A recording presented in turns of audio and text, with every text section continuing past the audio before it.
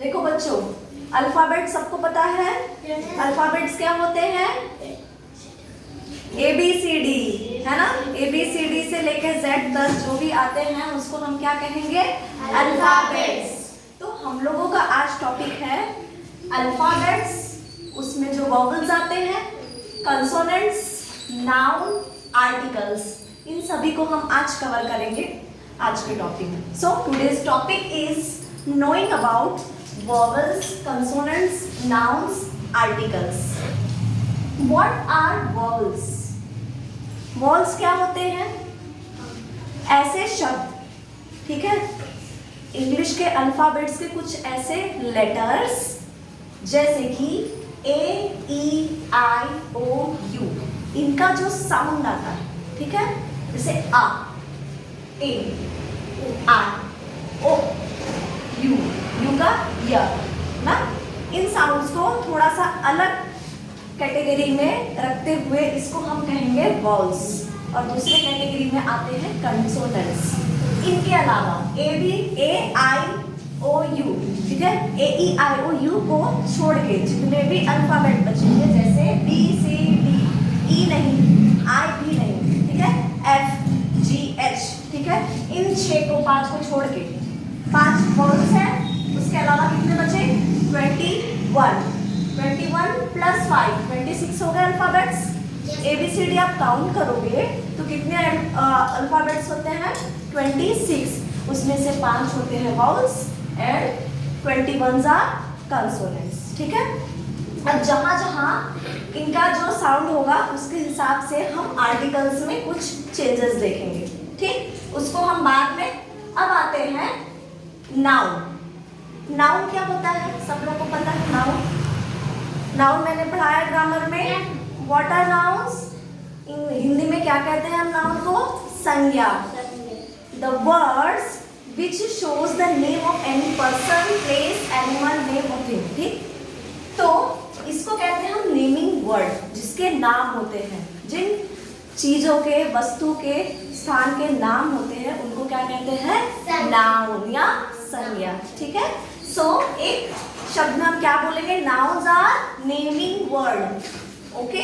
किसी का भी नाम हमको जब पता चलता है तो उससे हम उसको क्या कहेंगे? नाउन। चाहे वो व्यक्ति हो, एनिमल, बर्ड नेम, किसी का भी नाम, चाहे कोई भी वस्तु हो दुनिया में, ठीक है, जिसका भी नाम है, ठीक है, चाहे चीजें हो गई, टेबल, चेयर, है ना, ये सब हमने देखा था ना नाउन के बारे में, ठीक है। तो noun is a naming word. अब देखो, हम ग्रामर जब पढ़ते हैं तो उसमें क्या होता है? आर्टिकल्स के बारे में कुछ पढ़ते हैं, ठीक है। आर्टिकल्स कैसे होते हैं? ए, एम और द, ठीक। ये खाली नाउन के आगे ही लगते हैं, ठीक है, ओके।